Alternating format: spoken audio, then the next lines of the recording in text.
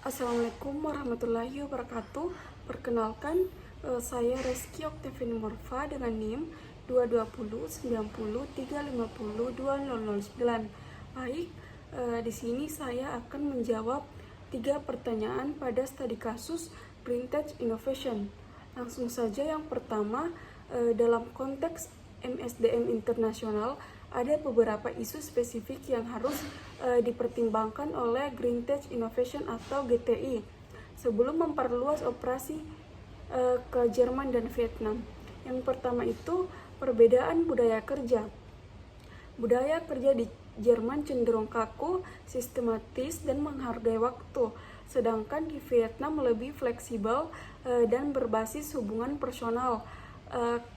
Kalau perbedaan ini tidak dipahami dengan baik, bisa menimbulkan miskomunikasi atau bahkan konflik di tempat kerja.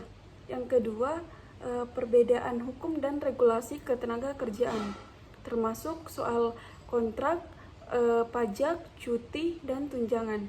GTI harus mengerti dan patuh terhadap aturan lokal agar tidak bermasalah secara hukum. Yang ketiga, GTI juga harus memikirkan bahwa strategi pengelolaan talenta global termasuk bagaimana menarik, mengelola, dan mempertahankan karyawan lokal, sekaligus mempersiapkan ekspatriat dari AS agar bisa beradaptasi dengan lingkungan kerja baru. Yang kedua, untuk mengatasi tantangan pelatihan dan integrasi budaya, saran saya GTI sebaiknya memberikan pelatihan lintas budaya kepada para manajer dari AS sebelum mereka berangkat ke Jerman dan Vietnam. Pelatihan ini bisa mencakup hal-hal seperti gaya komunikasi lokal, kebiasaan kerja, cara berinteraksi, serta informasi umum soal budaya dan norma sosial di negara tujuan. Pelatihan seperti ini penting agar ekspatriat tidak merasa kaget atau mengalami culture shock saat bekerja di luar negeri. Selain itu, mereka jadi bisa lebih menghargai perbedaan dan membangun kerjasama yang lebih baik dengan tim lokal.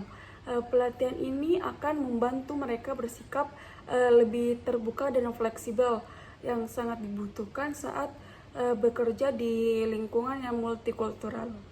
Yang ketiga, dalam hal kompensasi, kalau GTI membayar karyawan lokal sesuai dengan standar pasar lokal, tetapi ada ekspatriat dari AS yang digaji jauh lebih tinggi, maka bisa timbul rasa ketidakadilan di antara karyawan lokal.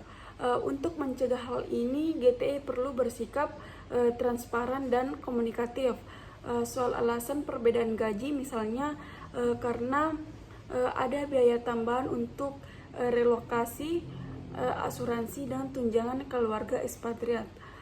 Tapi di saat yang sama, GTI juga harus memastikan bahwa gaji dan tunjangan untuk karyawan lokal tetap kompetitif, adil, dan sesuai standar pasar di masing-masing negara. Mereka juga bisa memberikan insentif non-finansial seperti peluang pelatihan, pengembangan karir, atau penghargaan kerja agar karyawan lokal tetap merasa dihargai dan termotivasi meskipun gajinya berbeda dari ekspatriat. Mungkin itu saja yang bisa saya sampaikan. Wassalamualaikum warahmatullahi wabarakatuh.